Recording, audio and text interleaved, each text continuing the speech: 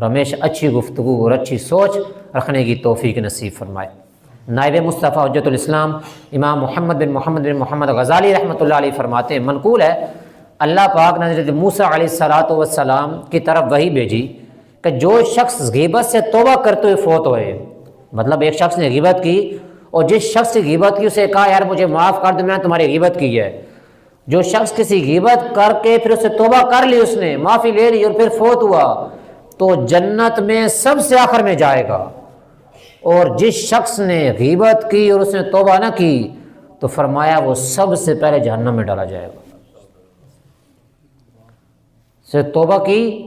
معافی مل گئی پھر بھی جنت میں سب سے آخر میں، لیکن اگر توبہ ہی نہیں کی اور معافی ملی بھی نہیں، بتایا بھی نہیں اور مر گیا چلا گیا دنیا سے تو سب سے پہلے جہنم میں ڈالا جائے گا۔ الامان والحفیظ،